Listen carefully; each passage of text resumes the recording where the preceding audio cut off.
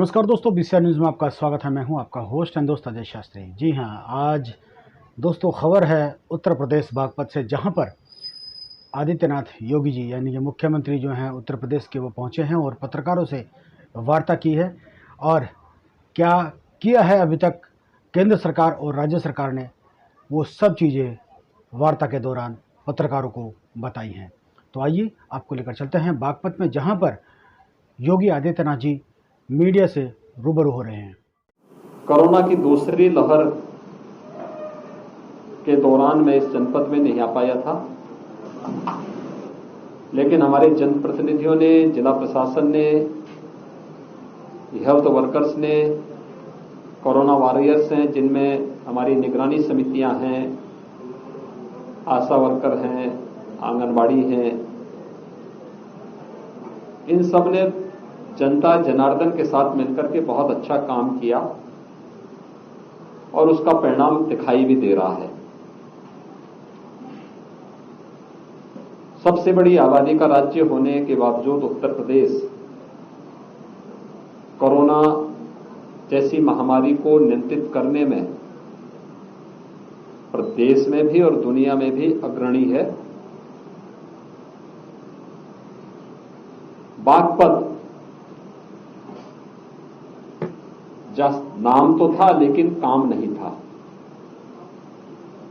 हम आभारी हैं प्रधानमंत्री मोदी जी के, केंद्र सरकार के 7 वर्ष के दौरान केंद्र सरकार की योजनाएं और पिछले 4-4.25 वर्ष के दौरान प्रदेश सरकार की योजनाओं ने, याद करिए 5000 साल पहले बागपत एक सामान्य गांव था और महाभारत के दौरान भगवान कृष्ण ने पांडवों की ओर से जिस एक गांव की मांग की थी, 5 गांवों में से एक गांव बागपत भी था। आज जनपद है और जनपद के रूप में बागपत ने वास्तव में वह स्थान हासिल किया है पिछले 4 से 7 वर्ष के दौरान कि इंद्रप्रस्थ इसके सामने मात खा रहा है। यानी कभी इंद्रप्रस्थ को लेकर के महाभारत हुआ था, लेकिन आज बागपत ने पिछले 4 वर्ष के दौरान जितनी विकास की योजनाएं केंद्र और प्रदेश सरकार की यहां पर आई हैं, वो अद्भुत है। जनप्रतिनिधियों का ये प्रयास सार्थक दिशा में गया है और मैं इसके लिए उनका अभिनंदन करता हूं।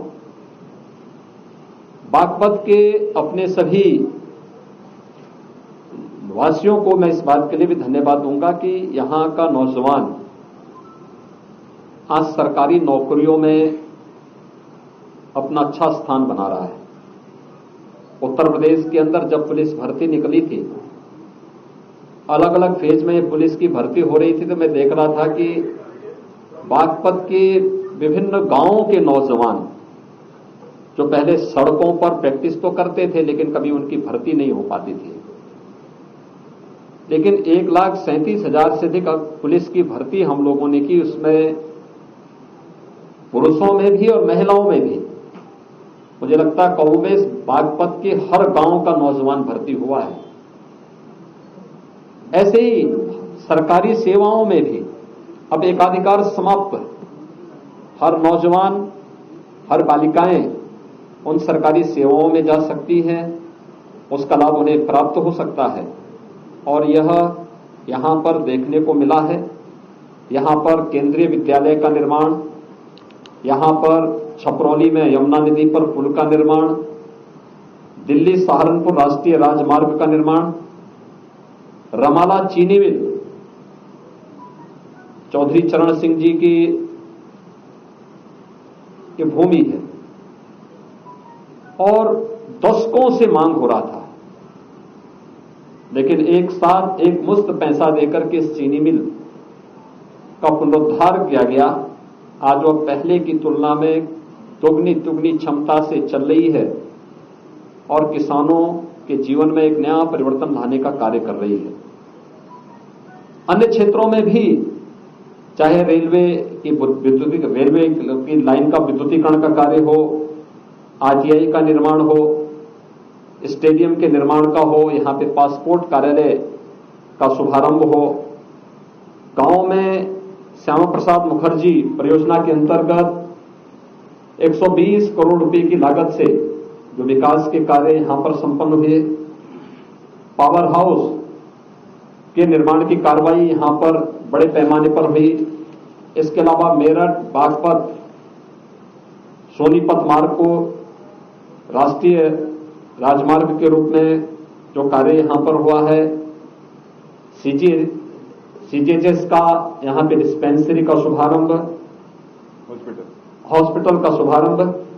इसी प्रकार से कृष्णा नदी पर एक सेतु का निर्माण, दिल्ली से बागपत तक नई रेल का संचालन, यहां पे 3 आरओबी जो रेलवे ओवरब्रिज हैं, Delhi Dehradun greenfield expressway by Baghpat, और यहां पे मेडिकल कॉलेज के साथ ही यहां के पवित्र धर्मस्थलों की सुंदरीकरण की कार्ययोजना, सेना और पुलिस में यहां के युवाओं को भर्ती करने के लिए विशेष आयोजन, ये तमाम प्रकार की उपलब्धियां हैं जो मैं विश्वास के साथ कह सकता हूं कि जो कार्य यहां पे 65 से 70 वर्षों में नहीं हो पाया, वह कार्य पिछले 4 वर्ष का कार्यकाल प्रदेश सरकार का और 7 वर्ष का कार्यकाल केंद्र सरकार का है। इस दौरान बागपत में सब देखने को मिल रहा है। मैं बागपत वासियों को इसके लिए हृदय से बधाई देता हूं। यहां के जनप्रतिनिधियों के द्वारा जो प्रयास हुआ है, हमारे माननीय सांसद जी, हमारे तीनों विधायक, संगठन के पदाधिकारी, ये सभी लोग जिस प्रतिबद्धता के साथ कार्य कर रहे हैं, जनता की सेवा कर रहे हैं, बागपत वासियों की सेवा कर रहे हैं, वह बहुत बहुत साधुवाद के पात्र हैं। कोरोना महामारी अभी समाप्त नहीं हुई है और मेरी आप सबके माध्यम से जनता जनार्दन से भी अपील होगी, सरकार और प्रशासन पूरा प्रयास कर रही है। हर संभव हमारा प्रयास है कोरोना महामारी को पूरी तरह नियंत्रित किया जाए। इसमें सफलता भी प्राप्त हुई है, लेकिन बीमारी में लापरवाही की कोई गुंजाइश नहीं। हम सोशल डिस्टेंसिंग का पालन करें, मास्क जरूर धारण करें, कोरोना को नियंत्रित करने के लिए सुरक्षा कवच के रूप में आदरणीय प्रधानमंत्री जी ने फ्री में वैक्सीन उपलब्ध कराया है। वैक्सीन अपनी पारी आने पर जरूर लें। गरीबों के लिए अन्न योजना चल रही है, उस अन्न योजना का लाभ हर गरीब को प्राप्त हो सके, इसके लिए हम लोगों को प्रयास करना चाहिए। कोरोना के लिए जो प्रोटोकॉल बनाए गए हैं, बचाव के लिए जो नियम तय किए गए हैं, उस गाइडलाइन का अगर हर व्यक्ति पालन करेगा तो इस सदी की सबसे बड़ी महामारी को पूरी तरह नियंत्रित करने में हमें सफलता प्राप्त होगी। मुझे आज यहां आकर के यहां जो प्रगति के कार्य चल रहे हैं, जिस तेजी के साथ बागपत विकास की प्रक्रिया के साथ आगे बढ़ रहा है, ये देख के प्रसन्नता हुई है। धन्यवाद।